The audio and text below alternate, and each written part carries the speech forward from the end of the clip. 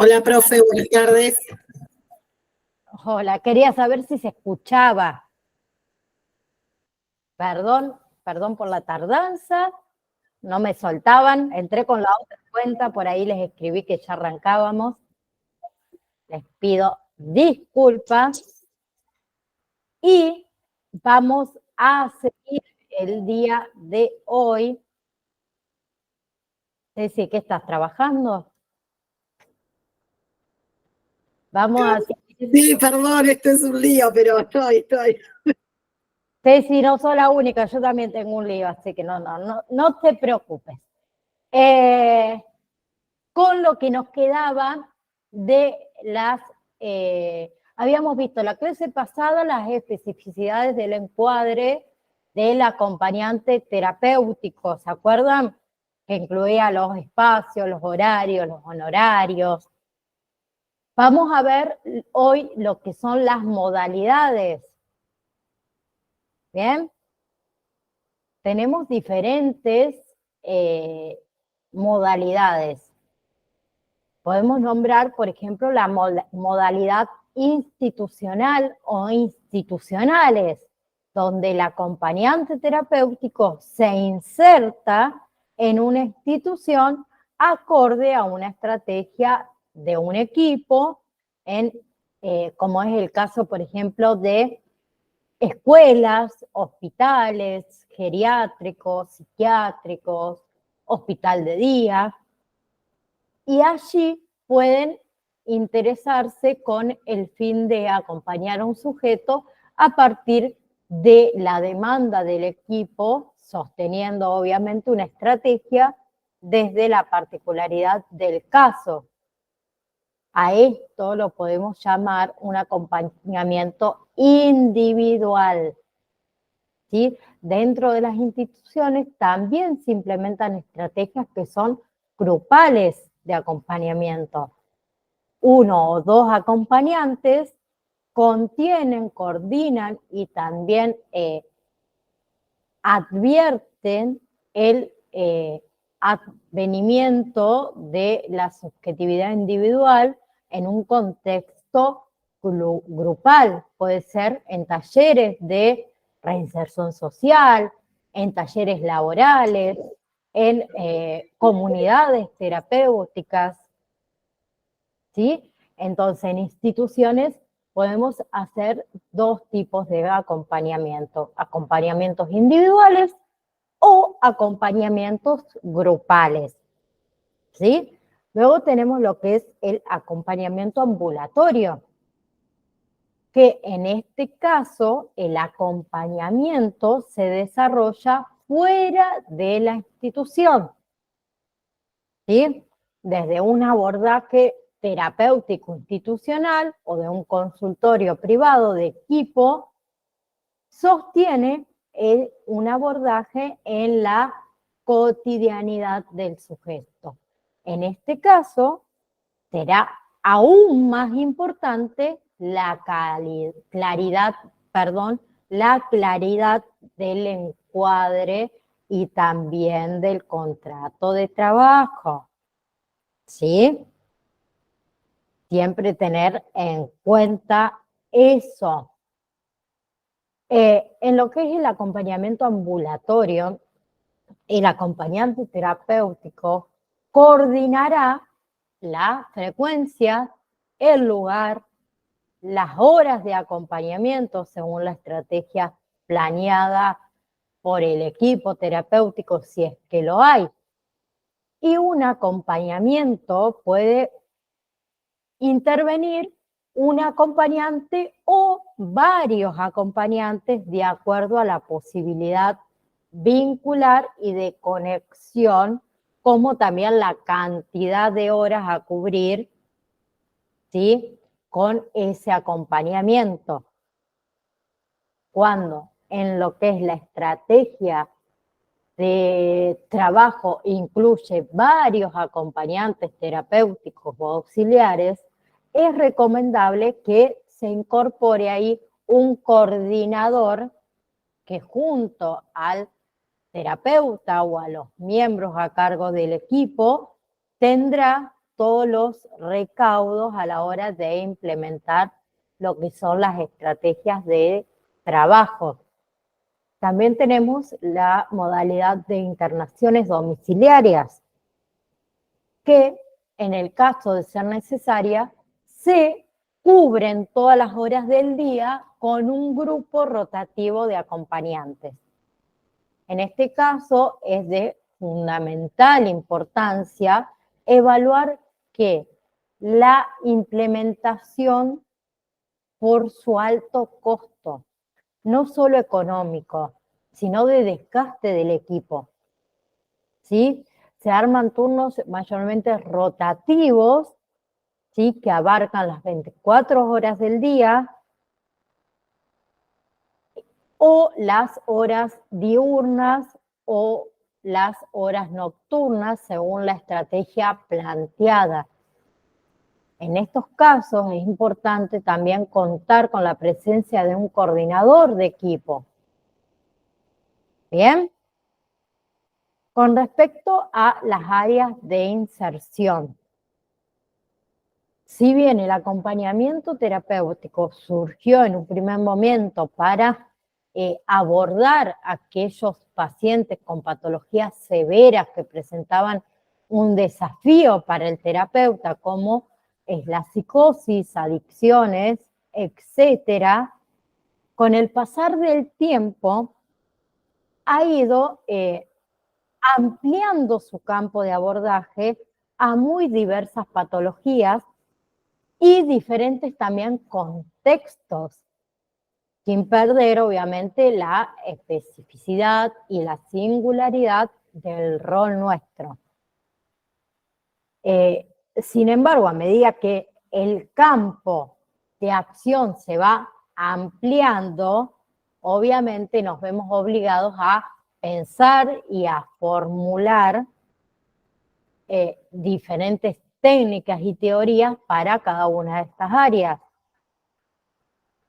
Con respecto a las distintas áreas de inserción, podemos nombrar adicciones, bulimia y anorexia, depresiones, trastornos del estado de ánimo, fobias y ataques de pánico, psicosis, pacientes con riesgo suicida, trastornos o discapacidad mental, autismo y trastornos graves infantos juveniles. ¿Qué más?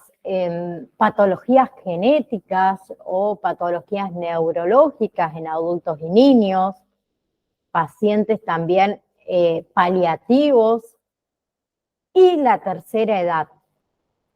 ¿Bien? Esas serían las áreas de inserción. Y por último, con respecto, están cortando el pasto, me está matando el oído. Con respecto a la especificidad del encuadre del acompañamiento terapéutico, tenemos los momentos del vínculo en el acompañamiento terapéutico. ¿Sí? ¿Se acuerdan que habíamos estado hablando del vínculo? El vínculo tiene diferentes momentos, o sea, se puede distinguir diferentes momentos.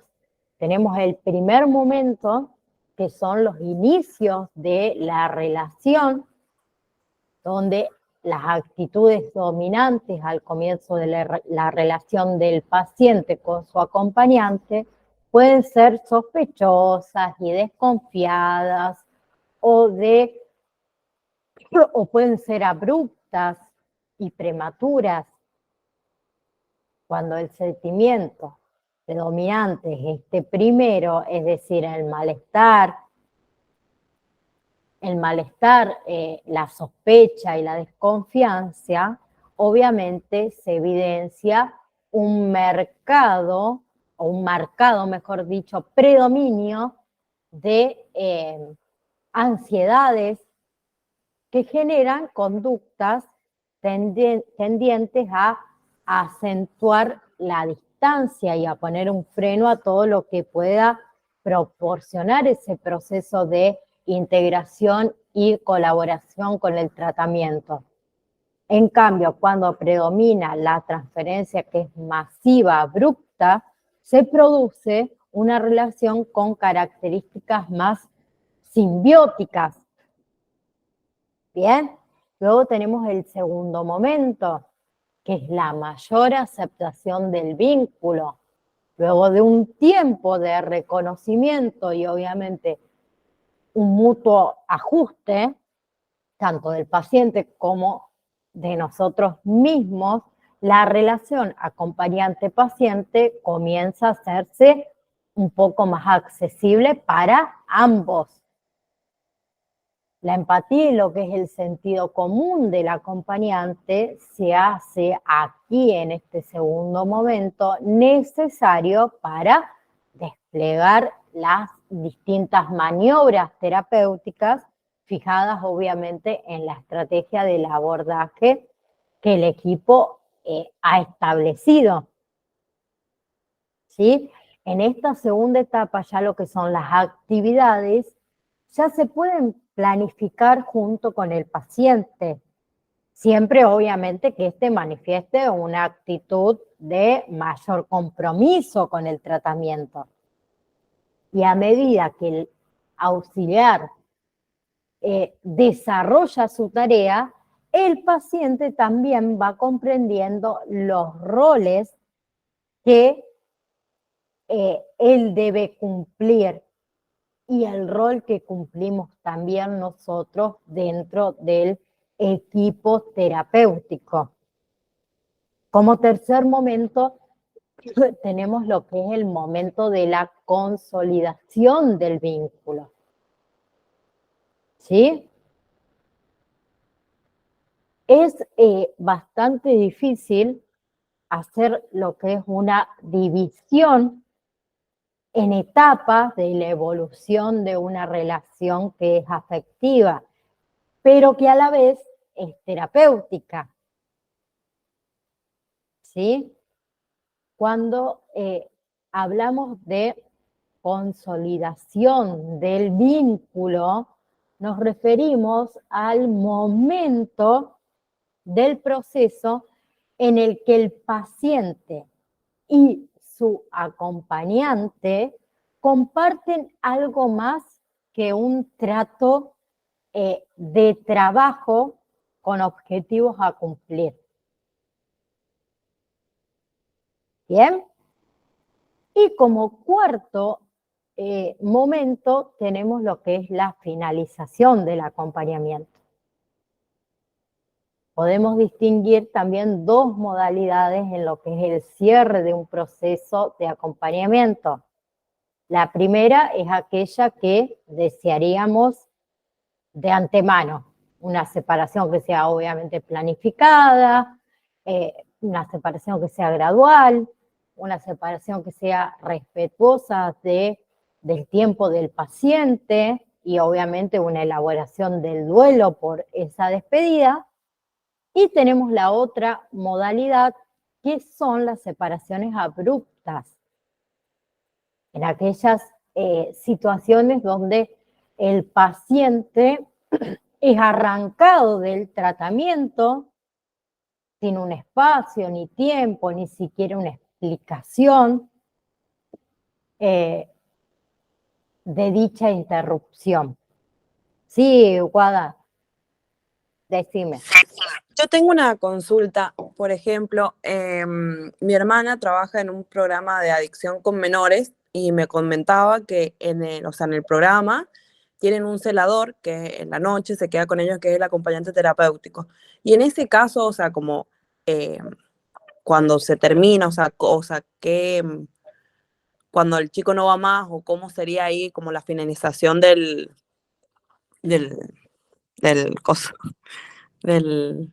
Sí, sería este cuarto momento, la finalización del acompañante. Ajá, pero es como charlado o es cuando el chico se va del programa, por así decirlo, ¿no? Claro, tenés diferentes momentos. Obviamente, lo ideal sería, perdón, Guada, que te silencio el micrófono, si no me escucho a mí misma.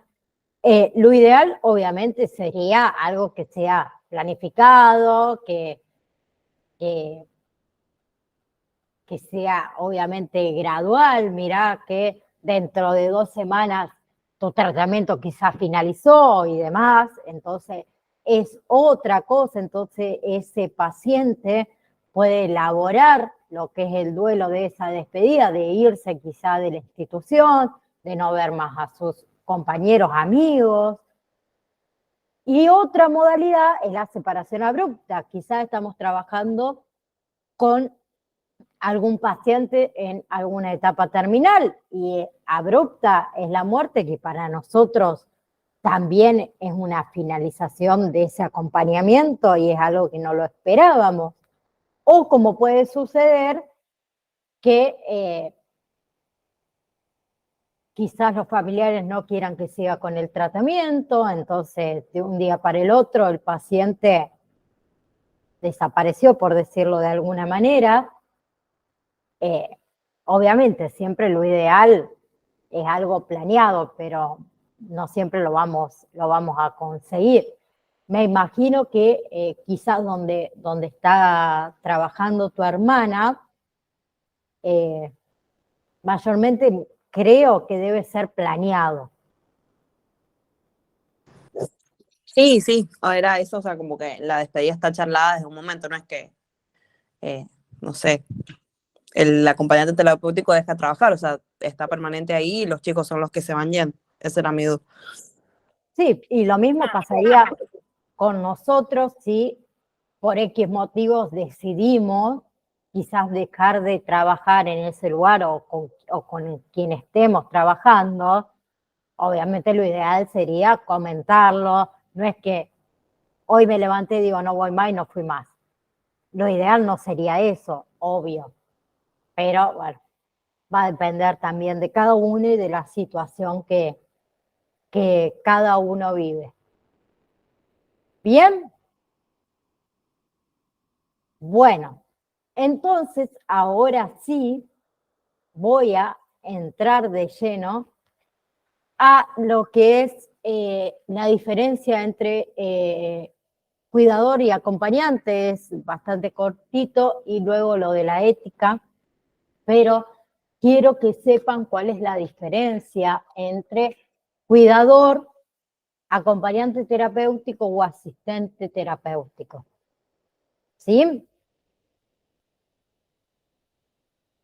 Con respecto al cuidador, se entiende a cuidador como servicio de cuidados a el conjunto de acciones de apoyo que requiere la persona que ha perdido o ha disminuido su capacidad de vivir de manera autónoma por razones derivadas a, por ejemplo, la edad, la enfermedad o quizás la discapacidad, y ligadas a la falta o a la pérdida de autonomía física, mental, intelectual o sensorial. Bien, así los servicios de cuidados son todas las acciones encaminadas ¿a qué? A sostener y mejorar la calidad de vida de la persona mayor asistida. El rol del cuidador o de la cuidadora, ¿en qué consiste? En brindar atención preventiva y asistencial de las personas mayores que presentan algún grado de dependencia para el desarrollo normal de sus actividades vitales o sus relaciones sociales. En cambio, el acompañante terapéutico es un profesional, un agente de la salud de formación técnica profesional, bajo la idea de abordar al paciente en todos los aspectos de su vida diaria, intentando que crear un medio ambiente terapéutico junto a la familia desde el momento en que no le basta los recursos propios de contención y desde la mirada totalmente preventiva. Dicha intervención se realiza desde un equipo terapéutico y el acompañante tratará de estimular áreas potencializadas, reforzando intereses y obviamente posibilidades.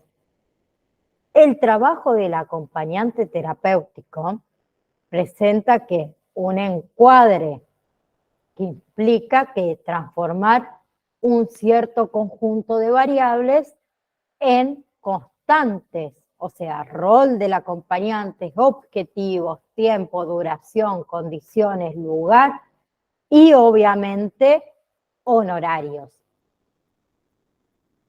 ¿Sí? ¿Se entendió la diferencia?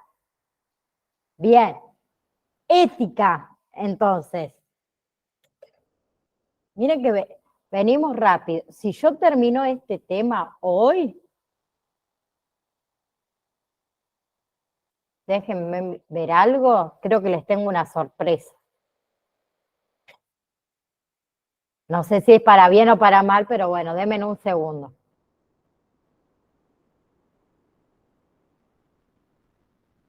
Quiero asegurarme, porque después hablo y estoy diciendo otra cosa que no tengo que decir.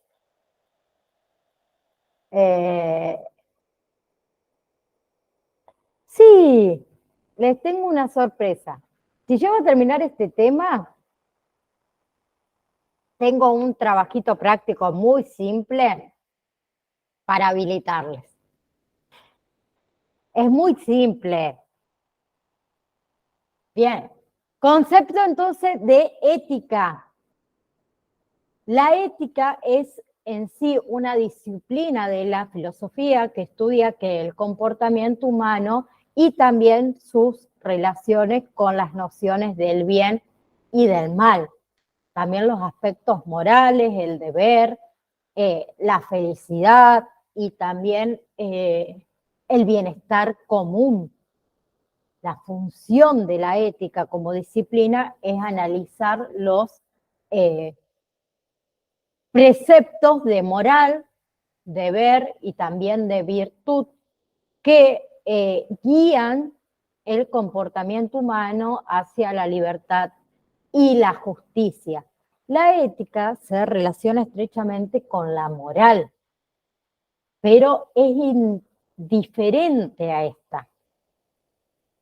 Porque mientras la moral se refiere a qué? A normas adaptadas por tradición, la ética es una disciplina que reflexiona sobre cuáles acciones serían correctas. ¿Bien? ¿Quieren que lo vuelva a repetir? Lo que es la moral en sí se refiere a normas adoptadas por tradiciones.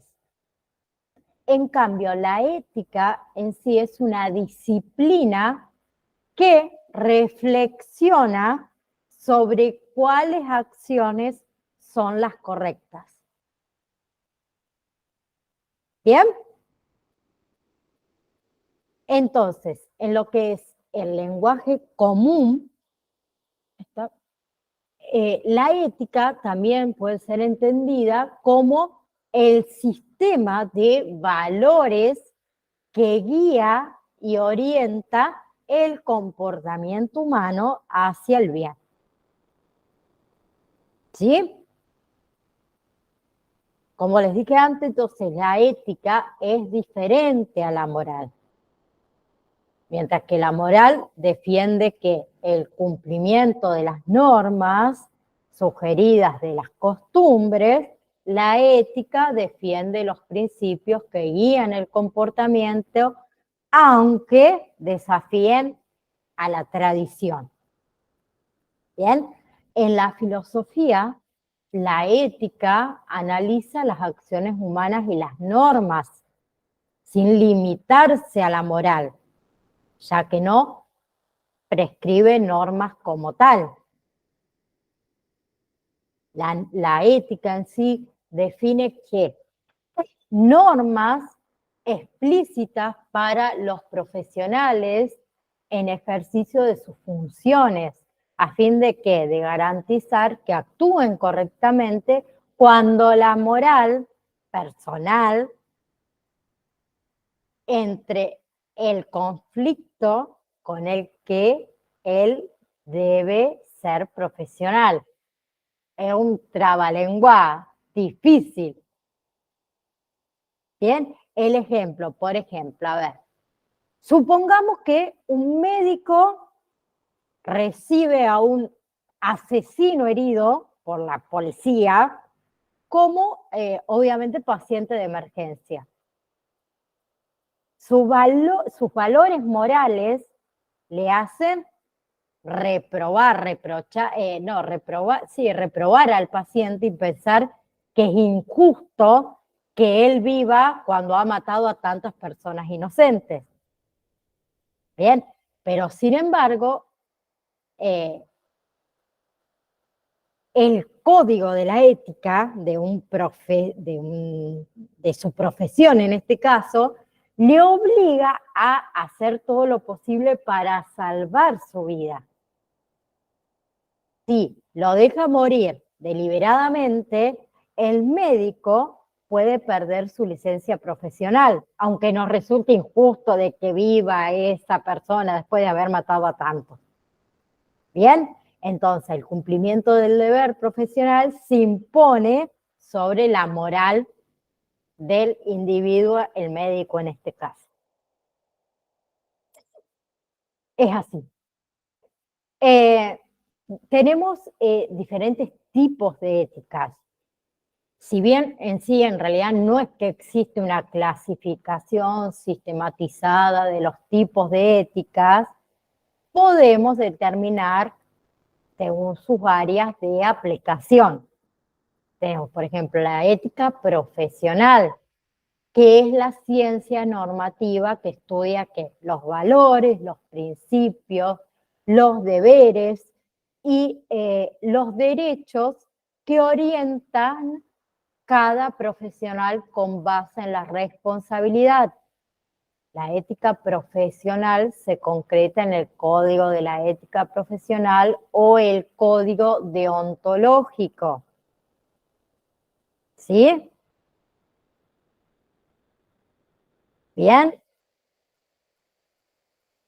Bien, como dijimos antes, la ética es una disciplina de la filosofía y estudia el comportamiento humano y también su relación con las nociones del bien y del mal. Y también la ética tiene funciones. La función de la ética como disciplina, ¿cuál es? Es analizar los preceptos de lo que es moral, deber y virtud que guían el comportamiento humano hacia lo que es la libertad y la justicia. Para cumplir con su función, la ética se subdivide ¿en qué? En un conjunto de ramas especializadas. Y entre esas ramas de la ética tenemos la metaética, por ejemplo, que estudia las teorías éticas en sí misma y analiza los significados atribuidos a las palabras éticas. Por ejemplo, ¿a qué se refiere la gente cuando habla del bien, de la felicidad o de lo deseable? Luego también tenemos lo que es la ética normativa o deontológica, que establece principios para guiar los sistemas de normas y deberes en ámbitos de interés común. como por ejemplo es la llamada regla de oro, que es tratar a los demás como nos gustaría ser tratados. Luego tenemos la ética aplicada, que analiza la aplicación de las normas éticas y morales en situaciones concretas, como es, por ejemplo, la ética comunicacional, la ética ambiental, ¿sí? La ética se relaciona, como dijimos, con la moral. Eso siempre ténganlo en cuenta. Bien, habíamos nombrado entonces los tipos de ética, ética profesional. También tenemos la ética médica. La ética médica refiere los valores que orientan al profesional de la salud hacia el acto concreto, tomando en cuenta que los riesgos y obviamente las preocupaciones sociales. Y un claro ejemplo de esto, de la ética media, es el juramento hipocrático que hacen los profesionales médicos. También tenemos lo que es la ética docente, que es la ciencia que estudia los valores y los principios que rigen los deberes y los derechos del docente en el ejercicio de su profesión. La ética jurídica, ¿sí?, que estudia los valores y principios que rigen la práctica de los derechos en todas sus instancias. Tenemos ética científica, ética militar, ética empresarial, ética religiosa. La ética religiosa es el conjunto de valores y, son los principios que ordenan el comportamiento humano con base en virtudes espirituales y conceptos trascendentales, tales como el sumo bien, la verdad, el alma, la justicia, el amor, ¿sí? Difiere obviamente también de una religión a otra. Tenemos también lo que es la ética laica o ética secular, que es el conjunto de valores y principios que guían la conducta humana basado en virtudes intelectuales, como es la empatía, el pensamiento racional y la lógica. Hay un montón de tipos de éticas, ¿sí? Los pilares e instrumentos de la ética, como es la dignidad, la justicia, el bienestar, la libertad, son la base en realidad de la ética. Y luego tenemos diferentes instrumentos donde tenemos lo que es la tolerancia, la reflexión, la racionalidad, el diálogo, la libertad y el argumento. Lo que es la palabra en sí de la ética. Profe, te molesto un segundito, me tengo que retirar, así que ¿Sí? nos vemos el martes que viene. No hay problema, Cecilia. Que tengas una hermosa semana. Igualmente para todos, hasta luego. Hasta luego. Lo que le decía de que me he olvidado en un principio, obviamente, es que la palabra ética en sí proviene en realidad del griego ethos, que significa costumbres, también carácter, y tanto, ahí se me fue la palabra, éticos y morales designan lo relativo a las costumbres y al carácter, ¿sí? El término también moral se utiliza para describir los sistemas de valores y éticas para las disciplinas que estudian dichos entes en sí. ¿Bien? ¿Qué me faltó? Bien, con respecto a lo que es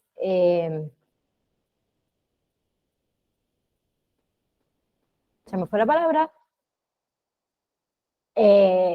a la ética y el acompañamiento terapéutico, perdón, sabemos que lo que es la función del acompañamiento terapéutico deberá estar fundada en un acto ético, o sea, en la puesta en juego de lo universal y singular en cada paciente, en el despliegue obviamente de lo simbólico de acuerdo a la singularidad que se presenta en cada ocasión y en cada sujeto.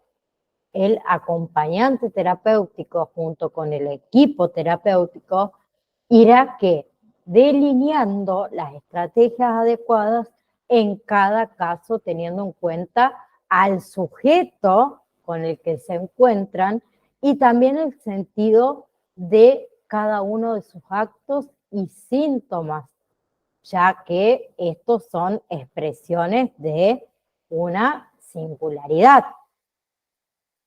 ¿Sí?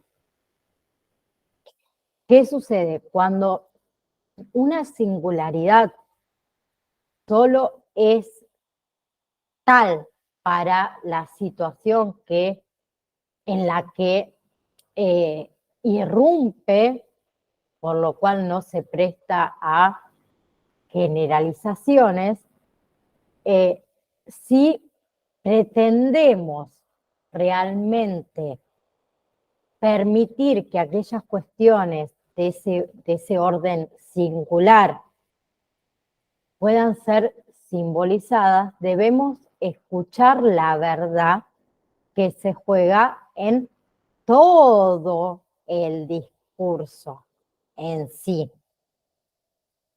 ¿Bien?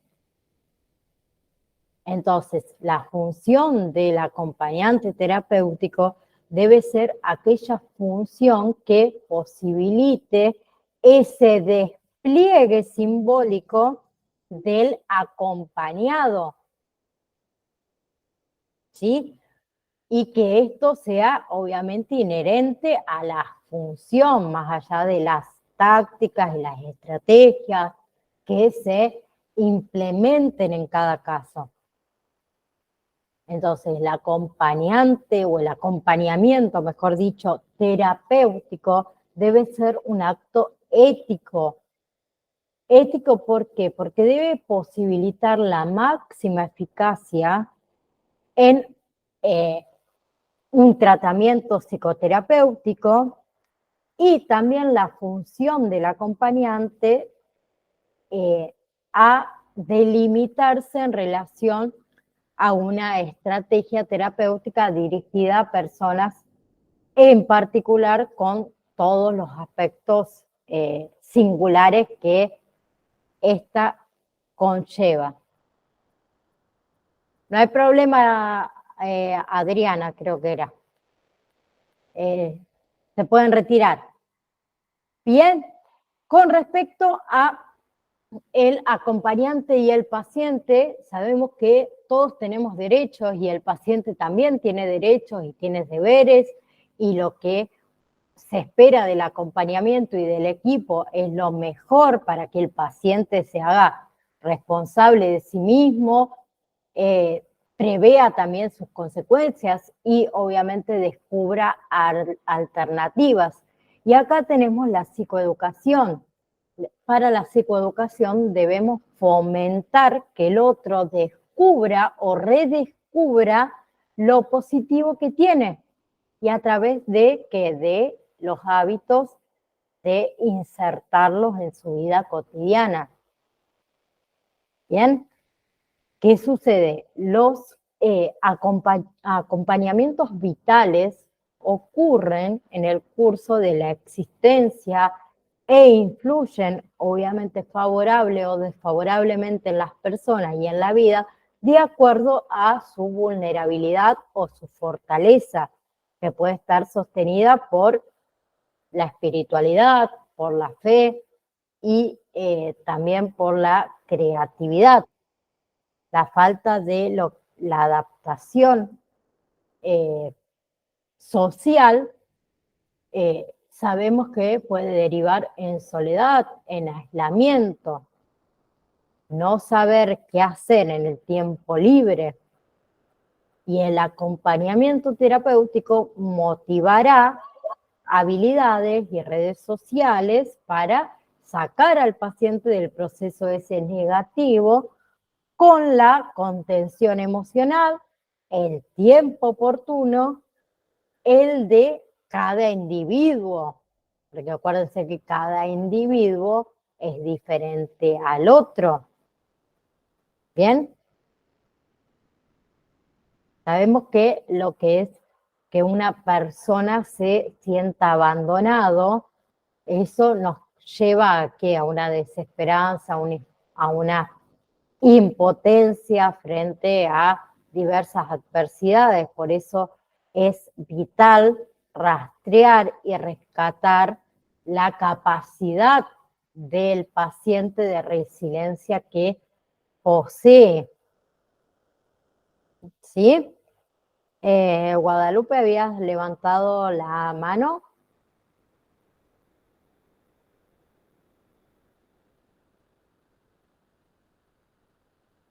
No, profe. Ah, bien. Bien, otra cosa que quería comentarles es que no es recomendable en sí trabajar siguiendo patrones firmes, rígidos o recetas. ¿Por qué? Porque cada caso es diferente de los otros. Cada persona es un mundo, como decimos, y es necesario abordarlas en función a ello, permitiéndole que utilizar todos los recursos que este paciente posee e intentando, obviamente, generar también nuevos recursos. Y esto nunca es igual para dos personas.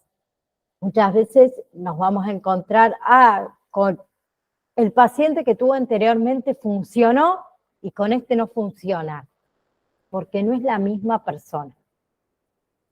¿Sí? Bien.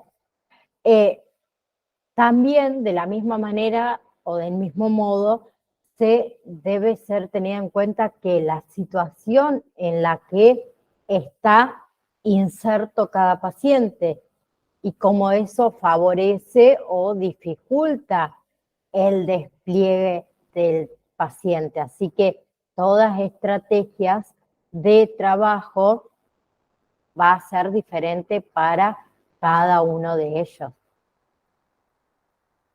Entonces, la función del acompañante terapéutico como conclusión de esto debe ser aquella que posibilite ese despliegue simbólico del acompañado del paciente inherente a la función, más allá de las tácticas y estrategias que se implementen en cada caso.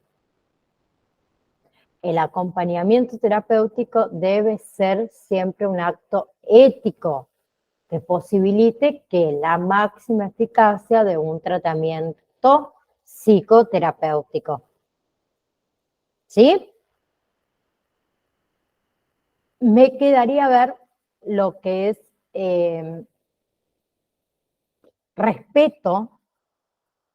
El respeto es un valor y una cualidad positiva que se refiere a la acción de respetar. Es equivalente a tener veneración, aprecio y también reconocimiento por una persona o una cosa. La palabra... Profe, Sí, una consulta. sí, Yo estoy recién empezando el curso y estoy teniendo, mi papá sufre de Alzheimer bien, y yo estoy viendo ahora, por ejemplo, la diferencia, eres, aparte de muy testarudo y obviamente con su enfermedad esto se va agravando, eh, la diferencia ahora, me estoy dando cuenta, en un acompañante terapéutico y un cuidador. Entonces, digamos, yo todavía no sé muy, digamos, voy viendo las diferencias de a poco y más con uno lo que va leyendo, digamos, obviamente que yo no voy a poder, calculo, que no voy a poder ser su acompañante terapéutico siendo su hija, por de lo que hablábamos, por una ética de lo que estamos hablando ahora, pero sí poder darle a mis familiares y a mis hermanos la diferencia, porque siento que él, por ejemplo, con un cuidador y un acompañante terapéutico va a haber una diferencia en lo de él, digamos. Porque él, por ejemplo, un cuidador no quiere, no, es como que él siente que le hace las cosas, lo tiene ahí y yo veo ahora, por ejemplo, lo que va a haber de diferencia. Él sí hace un tratamiento en un lugar acá en Santa Fe, que se llama Maradona el lugar, eh, pero lo hace a la mañana. Y después a la tarde, él necesita estar con una persona. Y me parece que hay diferencia entre un cuidador y un acompañante terapéutico.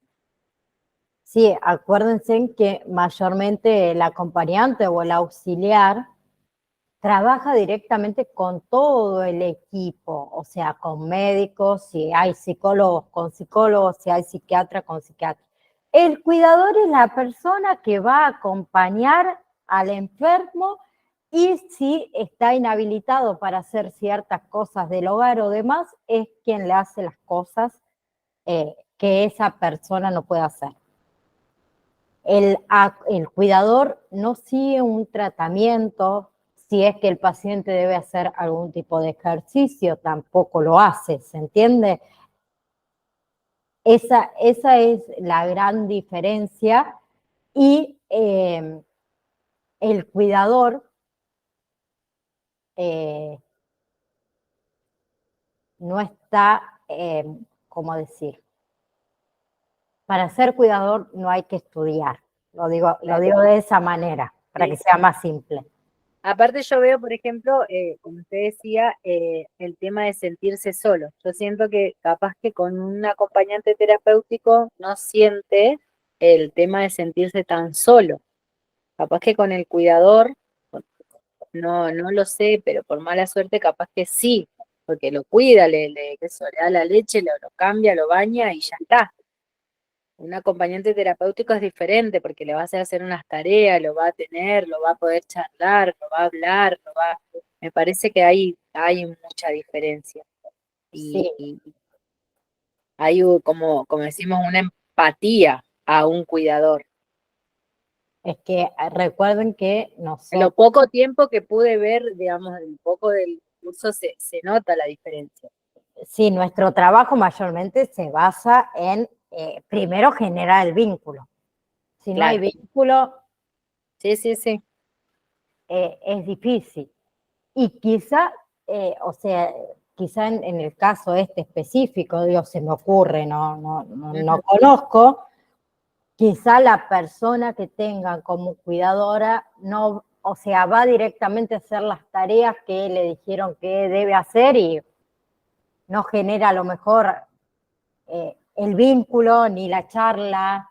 Y entonces No. él es alguien más que va a la casa a hacerle lo que él no puede hacer.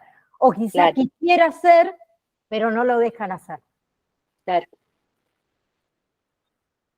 Sí, sí. Lo veo ahí. Sí, Eh, sí, sí, sí. Sí, por eso yo lo estaba viendo, digamos, como para no, después, por al ahí pasar el tiempo, digamos, dar la recomendación de que me parece que podría ser diferente de buscar, en vez del cuidador, un sí, o acompañante por ahí terapéutico. charlarlo con su médico de cabecera. Ujú. Sí, que es una neuróloga. Bien, mejor todavía. Ujú. para que ella opine, obviamente, también, porque es su médica tratante, ¿no? En Sí, este sí, seguro. caso. No, no, claro. Bien, sigo con, ya está, Nati, perdón, no te quiero cortar. Bien, Sí, con sí, disculpen, perdón, no, quería no, comentar. acá todos pueden hablar y todos pueden opinar. Yo siempre digo, cuando alguien quiere hablar, habiliten el micrófono, porque si no yo pongo quinta y no me pararon. Está bien, gracias. Pero ustedes tienen la posibilidad de hablar, contar hasta su experiencia y lo que Sí, si es sí, que sí. se puede resolver algo o dar Sí, también sí, sí, sí. opinión, Gracias. bienvenido. Bien, con respecto a respeto, estaba en esa.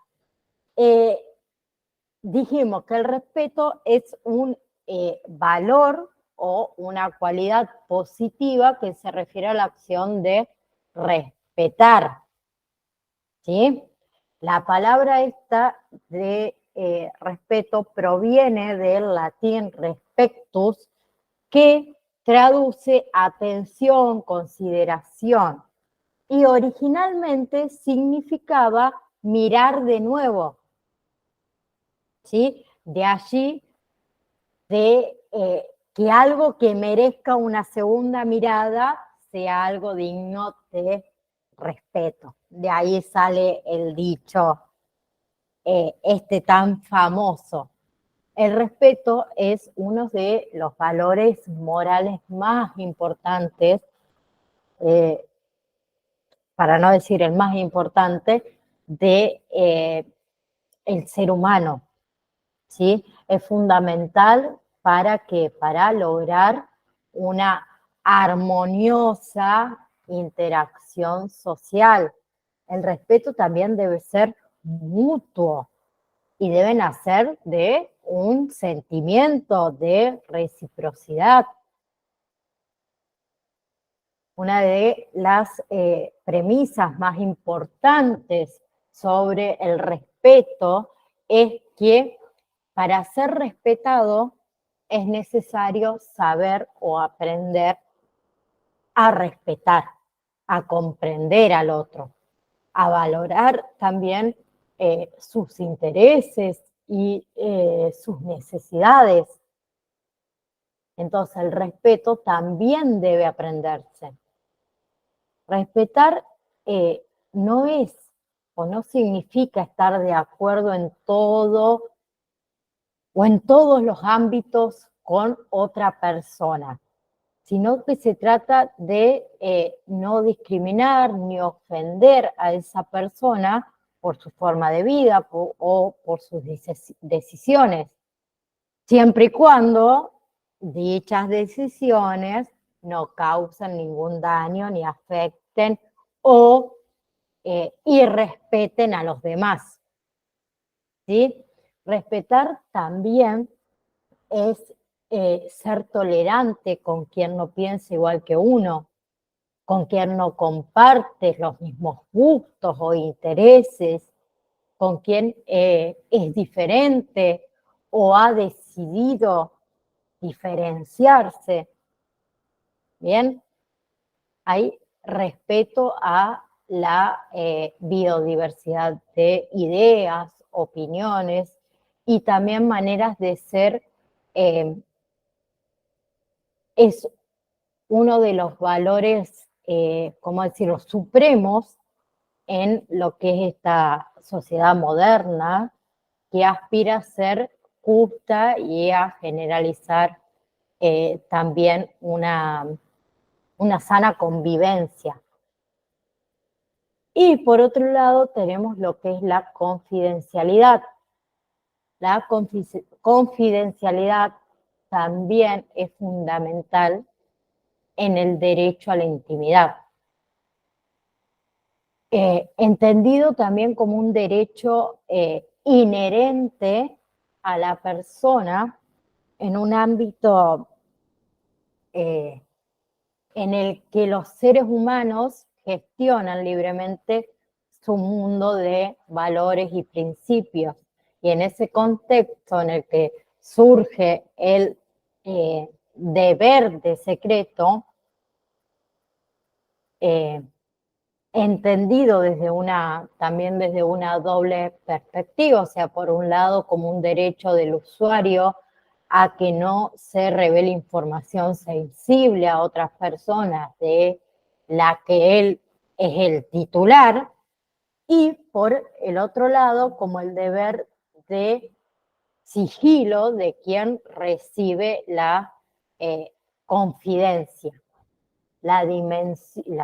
En la dimensión de lo que es ética del deber de secreto, se incluye también a todas las personas que intervienen en un caso, o sea, es decir, al equipo de trabajo que puede estar formado por profesionales de diversas disciplinas, como hemos visto hasta ahora.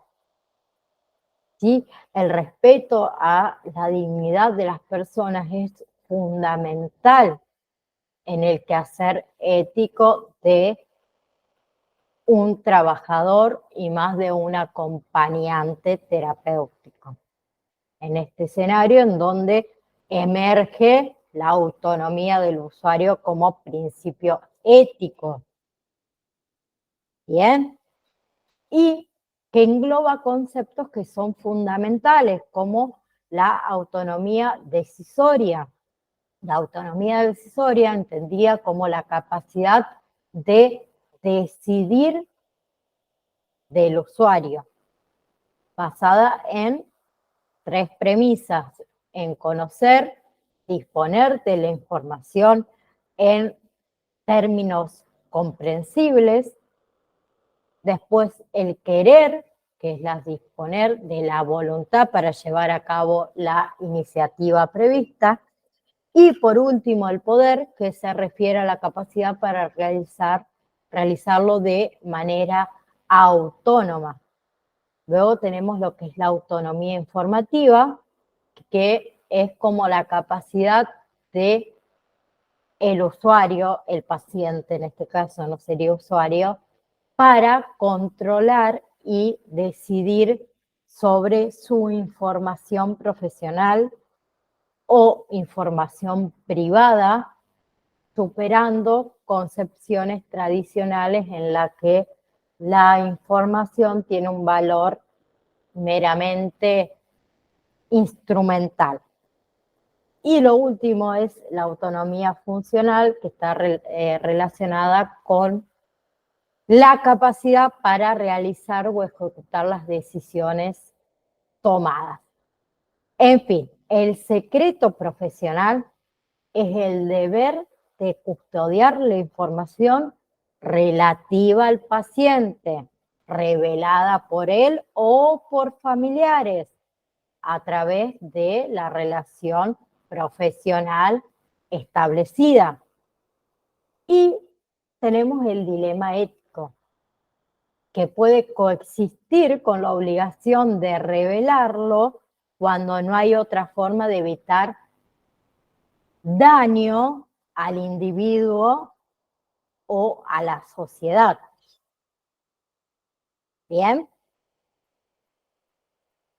Por eso sabemos que hay un secreto profesional, pero también tenemos que saber que muchas otras veces se puede llegar a romper ese secreto profesional para evitar algún daño. ¿Sí? Bien.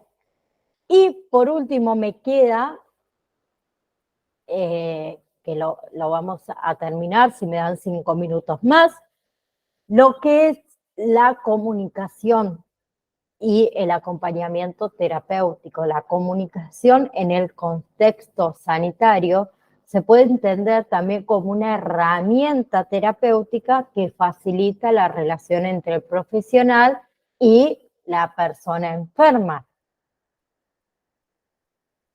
Pero también supone a la vez que una controversia cuando la enfermedad avanza y la perspectiva de la muerte está cercana, se hace real. El miedo y la evitación de tanto los profesionales y los familiares puede llevar al enfermo a un estado de soledad y también a un estado de incomunicación. Bien.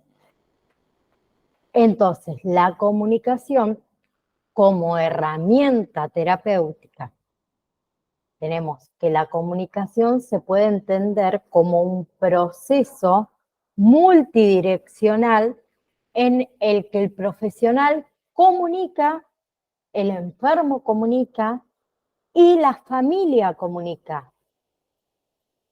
Y no solo el lenguaje verbal es comunicación, ¿sí? Sino también están los mensajes emitidos a nivel no verbal, que reflejan que la actitud que uno u otros adoptan frente a la situación. Y otra cosa que no es lo mismo informar que comunicar. Informar implica que una vía unidireccional, mientras que comunicar es un proceso circular. ¿Bien? En muchas ocasiones se confunden la información con la comunicación. ¿Bien? Tenemos comunicación como información, o sea, ofrecer información sobre, ejemplo, la enfermedad y los tratamientos que permitirá al enfermo que recuperar en parte la sensación de control. Pero otras veces la información médica no es suficiente. Entonces, nosotros podemos informar, en este caso, al enfermo y a la familia sobre las relaciones de adaptaciones psicológicas que le permitan entender las diferentes emociones, cambios de humor que están experimentando, ¿sí? Miedos. Luego tenemos lo que es la comunicación como actitud. Sabemos que el lenguaje no verbal constituye, yo diría que un 80% de la comunicación. A veces con el lenguaje verbal estamos expresando un mensaje, pero a través del lenguaje no verbal estamos transmitiendo justamente lo contrario. ¿Sí? Falta congruencia entre el lenguaje verbal y el lenguaje no verbal. Y el profesional comunica al enfermo, en este caso, mediante su actitud, si está dispuesto a escucharle, a informarle, si la información que le ofrece es segura. Y dependiendo de la actitud de la persona que habla, el mensaje transmitido obviamente tendrá esperanza y ofrecerá acompañamiento, o por el contrario, va a generar una distancia y una frialdad. ¿Sí? También tenemos comunicación como un tratamiento en sí mismo, comunicación como escucha, que la comunicación como escucha implica que atender al que habla desde una comprensión global de la persona, desde la totalidad de su experiencia. Nos han enseñado y también nos han corregido para hablar bien, pero si no nos han preparado para escuchar, la escucha activa implica no solo el lenguaje verbal, nos lleva a estar atentos a los diferentes canales de comunicación, el habla, el tacto, los gestos. ¿Sí? En conclusión, puedo decir que la comunicación como herramienta terapéutica es una de las habilidades indispensables para atender a los enfermos en situaciones graves o no, avanzadas o no.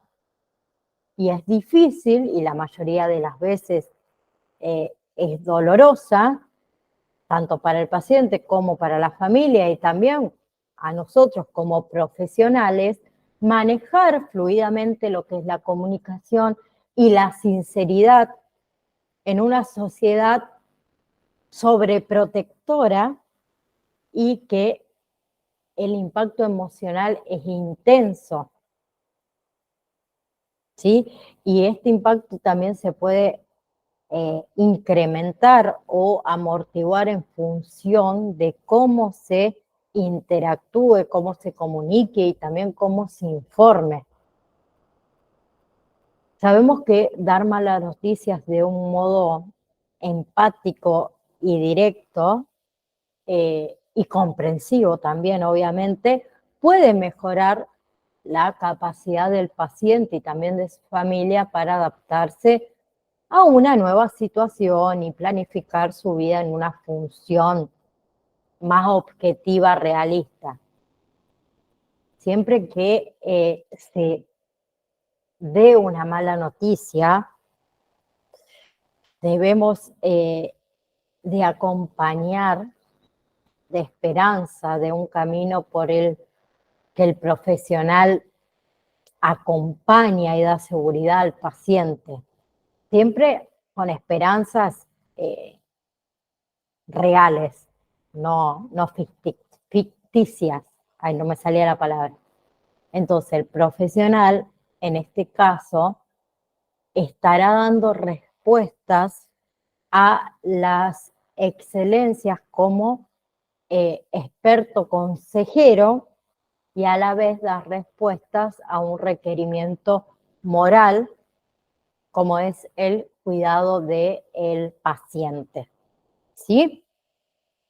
Bien, les quería comentar antes que nos vayamos que les voy a dejar un trabajito práctico para que ustedes lo realicen. Se llama Caso Amanda, ¿sí? Ahí se los voy a estar habilitando ahora, en este preciso momento, para que ustedes lo vean. Se llama Caso Amanda, es un caso, a ver si lo puedo abrir. Es un caso, bueno, de una señora de 70 años que es diagnosticada con demencia senil y ustedes deben realizar un trabajito práctico con respecto a este caso, para que ustedes vayan viendo cómo se realizan los exámenes. ¿Sí? Porque la próxima semana ya habilito el primer examen. ¿Sí? Bien. Entonces, después me preguntan, profe, ¿y cómo es el examen? ¿Y cómo tengo que hacer? Múltiple opción, se hace todo desde el campus virtual. Acuérdense de eso. Todos deben ingresar al campus virtual. No hay una fecha límite para hacer el examen ni los trabajos prácticos. Sí, obviamente lo que les pido, que siempre lo pido, no dejen todo para el final. Mayormente, ¿por qué digo esto? No dejen todo para el final. Como les comenté, en los exámenes, ustedes tienen dos posibilidades en el examen, en la validación original, por decirlo de una manera, y después tienen un recuperatorio, que obviamente no es igual al examen primero, es distinto. O sea, tienen tres posibilidades para aprobar con SAI. Vamos a suponer, perdón Natalia, pero son la primera que tengo ahí, que Nati desaprobó las tres posibilidades que tiene. Entonces muchos me preguntan, profe, ahora ya está, yo desaprobé el primer examen, vamos a suponer, ya está, no hago más el curso porque tengo que tener todo aprobado y lo tengo desaprobado. Bueno, como soy tan mala, como dice acá el director de la institución, soy re mala, re exigente, quien obviamente me encantaría que todos aprueben, ¿no? Ni hablemos. No es que para esto se me relajen tampoco. Yo les doy un trabajito extra si es que alguno, no es que me desaprobaron todos los exámenes, los 6, alguno de los exámenes se desaprobó, le doy un trabajo extra para que pueda recuperarlo. Pero si me van a hacer todos los exámenes al finalizar el curso, no vamos a tener tiempo para eso. Así que después no quiero quejas. ¿Se entiende? Bien, ¿hay alguna pregunta antes que me vaya a buscar a la niña? Disculpe, yo soy Flavia. Estoy con Sí. el celular de mi hijo, por eso parece deja.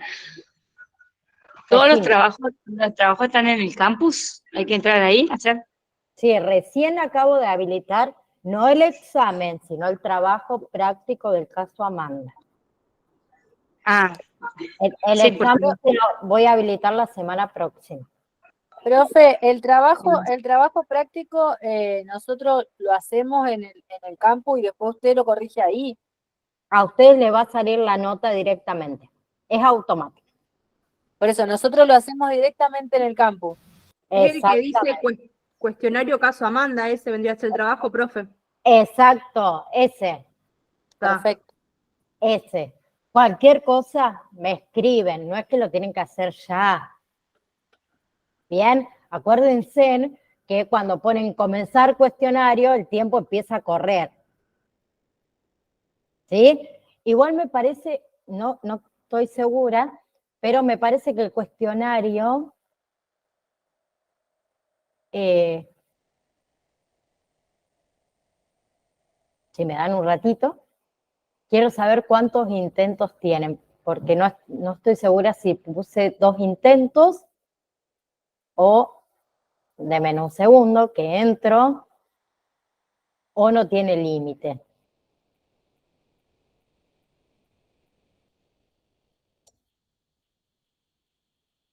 Les quería chismosear y no puedo.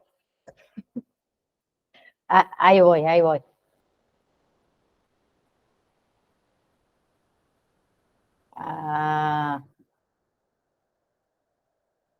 Esperen que tengo que editar los ajustes para ver.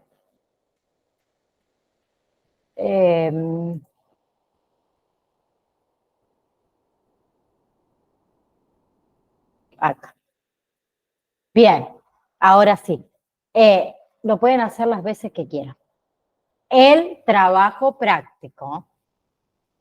Bien, igual a mí me va a aparecer, todas las veces que ustedes intenten, a mí me va a aparecer, pero no importa, yo voy a tomar la nota más alta, les digo. Bien, eso quería saber si le había puesto límites de intento. Bien, ¿qué hay que bajar para la próxima clase? Me preguntan, denme un segundo, que les digo que la próxima clase vamos a ver,